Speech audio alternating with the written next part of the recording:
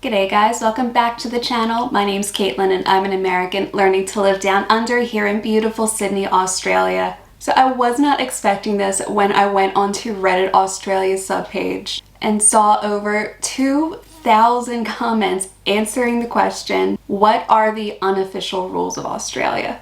Thousands of Redditors have submitted their answers and I'm going to read some of the best answers to this question that I have found on this forum. So if you want to see what an American thinks are the best unofficial rules of Australia, stay tuned.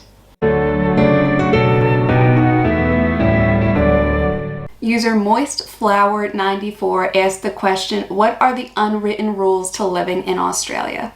And there were so many responses to this question, but the first one with over 1,000 upvotes saying she'll be right made after a life-threatening situation.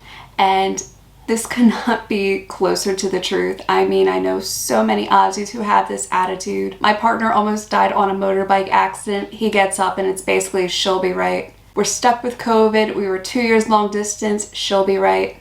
A friend of mine has been apartment hunting for like a month now and can't really find anything, but something will come up. She'll be right. The she'll be right mate attitude is everywhere here. Every Aussie knows it. And honestly, that is something I have learned to appreciate so much living here. So many Americans I know are so uptight, they're stressed, they worry about everything.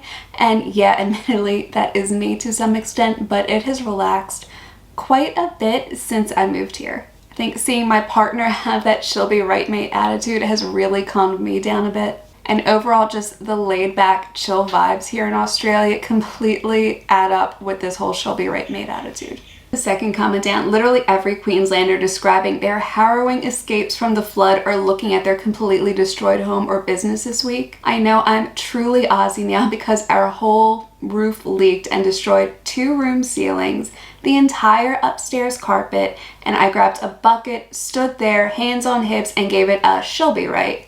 Basically a second citizenship test.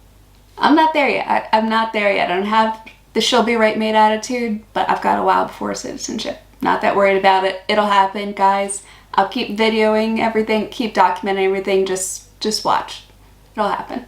You must clack the tongs at least twice before use. I think everyone who's cooked, anyone who's been in a kitchen does this. I don't think this is just an Aussie thing. I know pretty much every American does it whenever they're using tongs. I know every Aussie who I've ever seen grill, or every Aussie I've ever seen barbecue, does this exact same thing. So maybe like half points on this one because I know most people do this when they have tongs. It's not just an Aussie thing. But you know what? It's not bad. It's like half right since every Aussie does it anyway. So you know what? 10 points to Gryffindor. Excellent. 10 points to Gryffindor.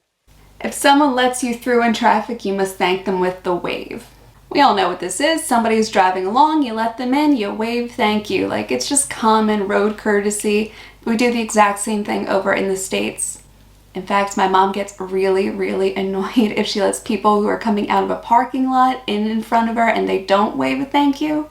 She gets so mad. And my mom's American, so again, something both countries have in common. You must tease New Zealanders, but if somebody else does, threaten them with violence if they say nasty things about our neighbors. Oh my god, I know so many Aussies who do pick on Kiwis. This is absolutely spot on. You will hear on both sides, Aussies and Kiwis, so many sheep jokes. And if you don't know what I mean by sheep jokes, just Google it.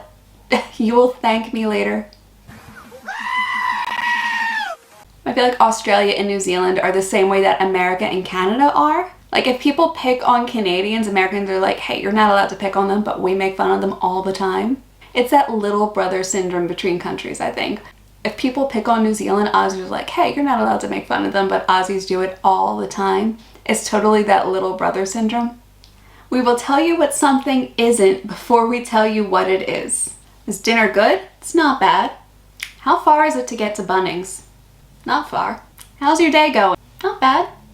Nobody in Australia will tell you how good something is. They always say it's not negative. They do everything, not quite a double negative obviously, but it's that same idea of telling you what it's not instead of telling you what it is. Never ever put shoes on without checking if they've been outside all night. Like, yeah, spider webs form so fast here. Snakes will find any cool, dark place to hide in. You do not want to put your foot into a sneaker. If you've been out camping and then you go and put your foot into a shoe and you haven't checked, who knows what could be lurking in there? Like, it's a safety thing. And hearing that the first time kind of scared the hell out of me a little bit as an American, because we hear, oh, Australia's dangerous. Everything in Australia is trying to kill you. They have the most venomous spiders, the most venomous snakes. There are sharks everywhere. Everything in Australia is trying to kill you. So hearing that if you put your shoes outside or if you go camping, you have to check your shoes before you put them on, otherwise something deadly could bite you and kill you. And Aussies wonder why so many people are afraid of Australia. Well, not really. I think most Aussies know that stereotype. If you have a ute, when asked if something will fit in the tray, the correct response is always, she'll be right, chuck her in the back. Yeah. So before our ute died on us, that was something I'd heard Mark say a couple times whenever we would pick something up at Bunnings or when we were camping and I wasn't sure if something would fit. That was pretty much like word for word what he would say. And sadly, our little ute is pretty much dead. The head gasket cracked, blew up, did something or other. I don't know cars. So yeah, our sad little Nissan is probably going to have to be parted out and sold at this point because it's way too expensive to fix a head gasket. No changing footy teams once chosen. Exceptions made only if a new team starts up or your family members join a club. Crying in North Sydney Bears. Oh god, I don't know the North Sydney Bears thing, so let me know down below what that means. I haven't really seen footy. I don't know how the game works yet. I know it's nothing like gridiron. It's closer to rugby, but it's not exactly rugby or rugby league. I don't know what the difference between rugby and rugby league is. So I have not chosen any footy team. Maybe I will one day, who knows. So if you guys are liking this video and these comments so far, hit the like and subscribe button down below. Join our little Amer-Australian family over here. I post on Mondays and sometimes Thursdays about the differences between American and Australian culture and the overall process of learning to live down under. Never look into a meat pie after the first bite. And if it's hot, you gotta make the ah noise. I can hear this comment. Anybody who's burned their tongue on a meat pie just knows this noise. They get it. And you do not want to look inside like a 7-Eleven meat pie. Just don't. Like, you don't really know what kind of meat it is. It's just like generic brown meat and a generic brown sauce.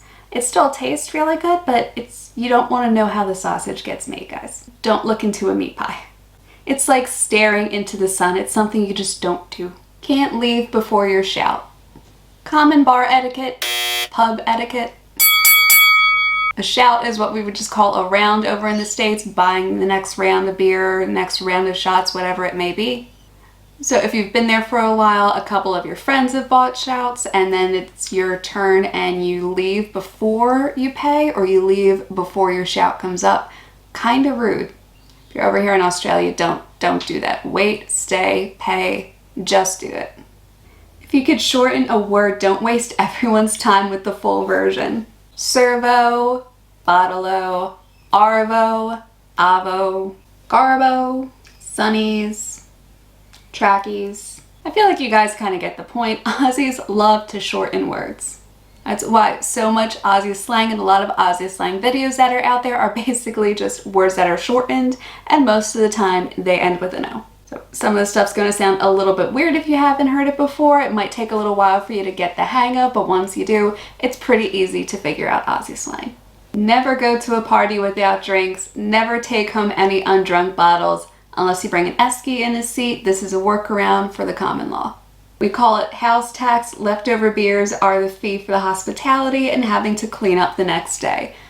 We typically do that in the States too. If you're bringing bottles of stuff, you leave it unless you're bringing like a full-on bottle of like, say, vodka or rum or something like that. If there's a good bit left, you take it home, but if it's like a third of the bottle or less, you leave it there. It's like a general rule. If you're bringing beer with you or if you're bringing a couple bottles of wine with you, you'll leave it there if they're unopened. Which is why you never take expensive wine or anything like that to a house party. You don't bring all of these fancy expensive beers. Typically you bring the cheapest stuff that you would actually drink.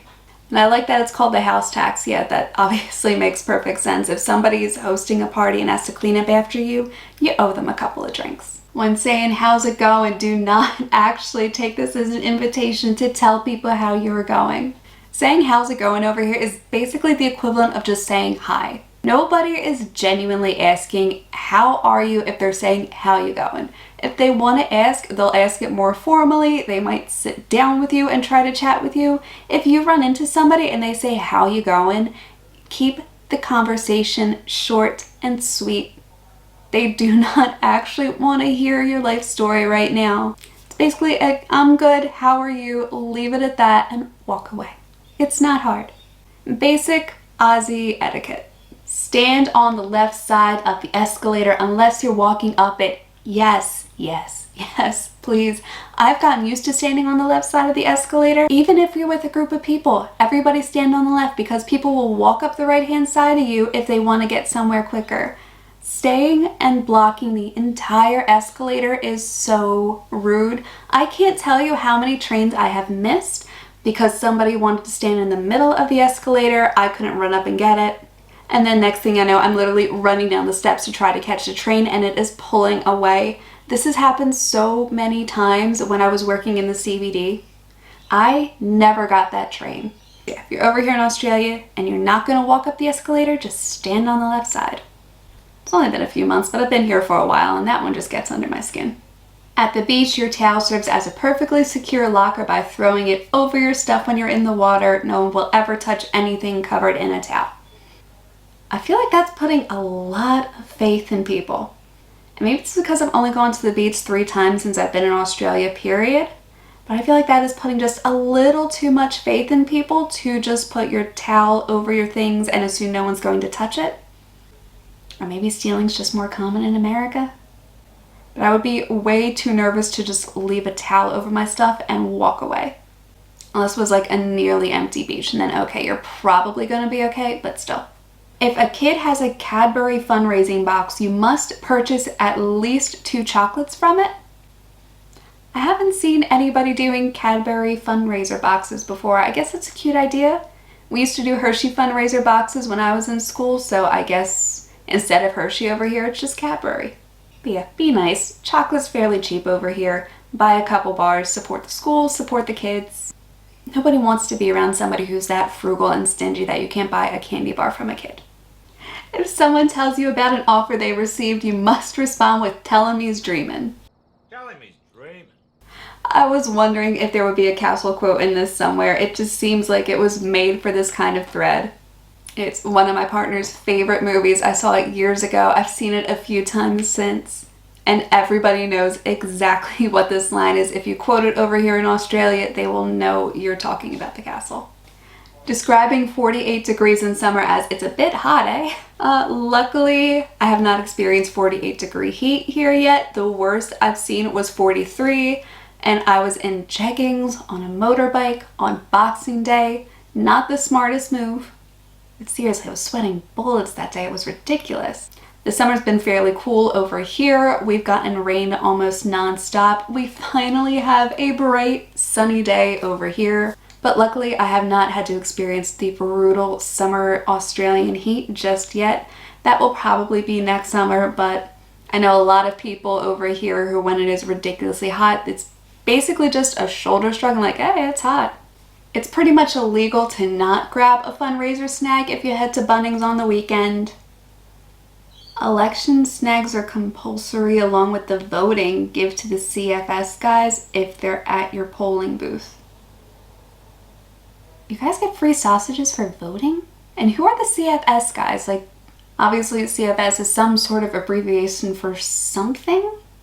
Community fundraising services or something? I don't know. What does CFS mean? Please drop it down below. I have no idea. But seriously, not only do you guys get fined if you don't vote, but you get free food?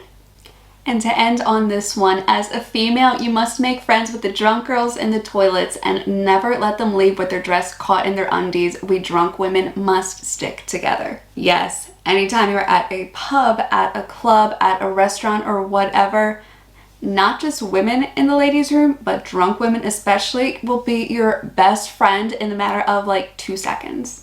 And they will pump you up so much. They will go out of their way to tell you how great your hair looks, how amazing your lipstick looks, how your outfit is on point. The biggest cheerleaders in the world are drunk women in the ladies' room at a club. So that is it for this video, you guys. I hope you liked it. I hope you liked these responses. If you did, hit the like and subscribe button down below to join our little Amer-Australian family over here on Kinda Australian. I post on Mondays and sometimes Thursdays about the differences between American and Australian culture and the overall process of learning to live down under. My name's Kaitlyn, and I'll see you in my next video. Bye!